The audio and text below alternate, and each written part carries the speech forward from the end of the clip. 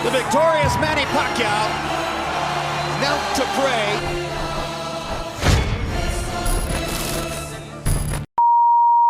Noong taong 2001, kung saan naganap ang pinakaunang laban ng ating pambansang kamao, Senador Manny Pacquiao sa Amerika, laban sa binansagang kamay na bato ng Afrika na si Lelo Honolo Benedict Liduaba. Pinaglalabanan nila ang IBF Super Bantamweight title sa timbang na 122 pounds. Liduaba is going to have to do something to slow down his charge. You want to fight? The fight is yours, but it's not going to develop like that. You talk about getting old in a hurry. Pacquiao's got to do is keep throwing the shots. Pacquiao. With mustard. Pacquiao is fun to watch. Boom! He's been caught by surprise. He's a good fighter. He had no idea. Liduaba getting a little bit more adept at... Caught by surprise. He's a good fighter. He had no idea. Pacquiao may take care of it. 4, 5, 6, 7, 8. I feel. You're going to continue? When have you ever seen a fighter say, I'm not okay? There's a weariness and almost a resignation in the eyes of Liduaba. Yeah, and Joe Gordon, Manny Pacquiao, who takes a good fighter and just takes him. Samantalang sa mga kasagsagan ng panahong ito, ang tinaguriang Golden Boy ng Mexican-American professional boxer ay namamayagpag na ang pangalan nito sa middleweight division sa timbang na 160 pounds. Taong 2004, si Oscar De La Hoya ay naging kauna-unahang 6th Division World Champion matapos manalo via unanimous decision laban sa undefeated boxer ng Germany na si Felix Storm.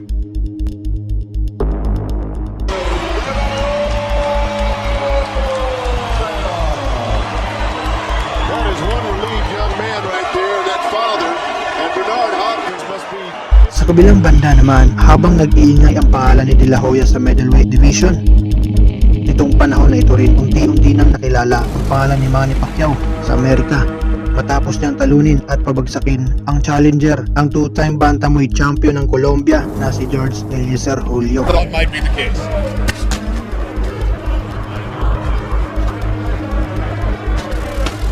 Takes a lot of energy to start those punches. Oh, that's a huge left-hand shot. And the right-hand shot. No, not done. Open it up, man. As I was saying, it takes a lot of it. We watch a combination. Pacquiao winds up throwing the left hand underneath, was very good. Then his arm winds up getting wrapped around his head. Shift two begins. Another straight left hand by Pacquiao. And you heard Julio's corner saying, hit him in the belly. Down goes Julio. It was a perfect execution of what he was told in the corner. Freddie Roach told him to go in behind the double jab and followed him with the left hand. Hit it twice in a row, the second one, drop it.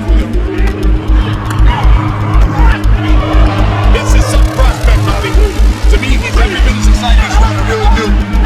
Julio trying to fight his way back. A little grabbing and holding might be the thing to do. Pacquiao's just getting ready to swing away again. And Bill Clancy's seen it up. At pinabagsak pa ang dalawang magkababayan na si Emmanuel Lucero Feeling as though he's in control against Emmanuel Lucero. at dating sikat noon sa Super Bantamweight Division, isang undefeated Mexican fighter na si Marco Antonio Barrera. Undefeated si Barrera bago pa man minansyahan ng American boxer na si Junior Jones ang kanyang malinis na kartada. Barrera is getting into Barrera's left eye. New urgency for the unbeaten Mexican. Down he goes. Hard right hand by Junior. Time that he deserved. Why did he get so much time to survive? More time than he deserved. But it's going to be over. The bell ends the round. Barrera is knocked down. The referee stopped the fight. And the referee stopped the fight. Mas lalo pang sumikat at bumenta sa mga boxing fans ang pangalan ni Marco Antonio Barrera matapos manalo sa Amerika ng sunod-sunod na laban hanggang sa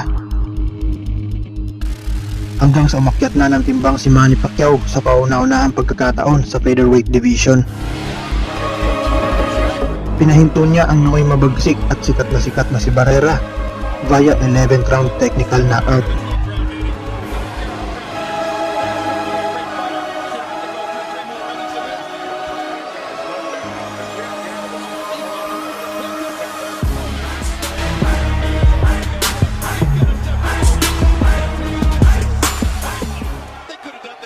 Dahil sa panalong ito, si Manny Pacquiao ay naging kauna-unahang Pilipino at Asian na naging 3 Division World Champion.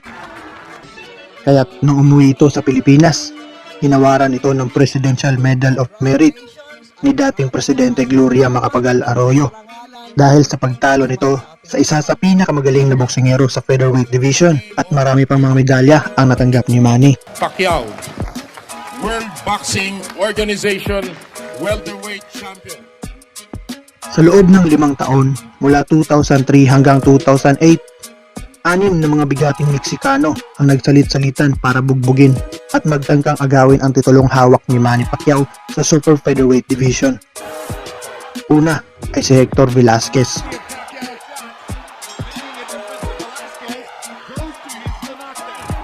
Pangalawa, si Eric Morales. Pangatlo, si Oscar Larios.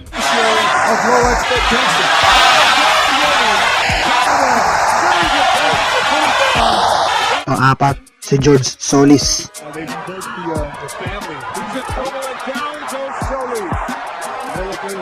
Panglima, si Marco Antonio Barrera.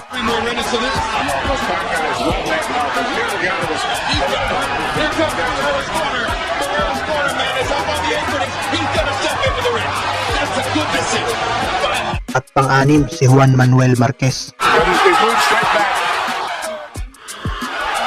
But he's not getting away from the straight left at all. There's no head movement at all. Here's the second one. And at this point, it was as much speed. Pero walang isa sa kanila ang nagtagumpay sa loob ng mga taong ito. Kaya't lalong tumitindi ang paghanga ng mga boxing fans sa ating pabansang kamao.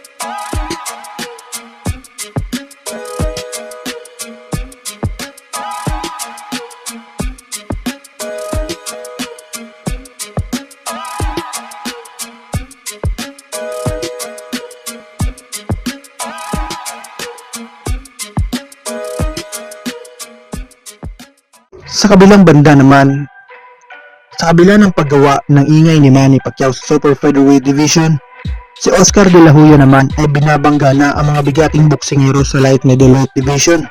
Ang binansagang pinakabaliw na boksingero sa larangan ng boxing na si Ricardo Mayorga. Natalo ito ni De La Hoya via 6-round technical knockout. Pero nabigo naman si De La Hoya kay Floyd Joy Mayweather Jr. via 12-round split decision. Natalo rin ni De La Hoya si Steve Forbes via 12-round unanimous decision. He's suffering the same fate as some of them did. And a golden ball.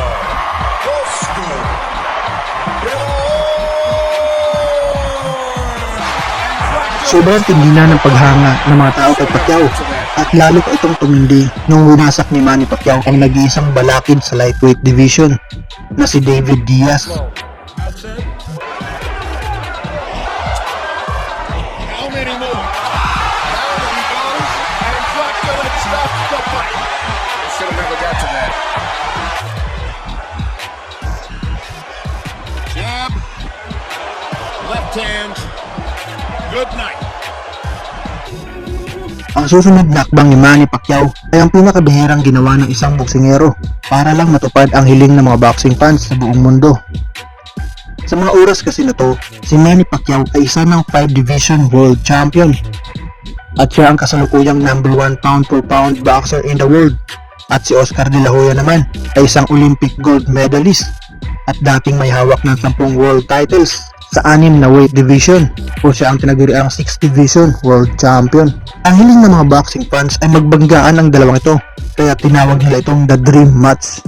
Kaya umakyat si Manny Pacquiao ng dalawang weight division mula lightweight, at si Oscar De La Hoya naman ay kailangan bumaba ng timbang mula light middleweight para maganap ang laban sa welterweight division sa timbang na 147 pounds. Halos lahat ng mga boxing analyst ay naniniwalang ang magiging laban ay pabor kay De La Hoya. Ang size, reach, experience at tibay ng pangan ni De La Hoya ang dahilan upang maging underdog ang ating pambansang kamao. Nag-hire pa ng mga malulupit na trainer si De La Hoya para sa laban niya kay Pacquiao, at isa na dito si Edwin Valero. Pero sabi ni Coach Freddie Roach, walang makakatulong kay De La Hoya kapag kaharap na niya si Manny Pacquiao. Tsaka isa pa, mainit ang ulo ni De La Hoya kay Coach Freddie Roach sapagkat naging coach niya ito nung lumaban siya kay Floyd Mayweather Jr. Pero naging kabaliktaran daw ang lahat ng kanilang mga game plan.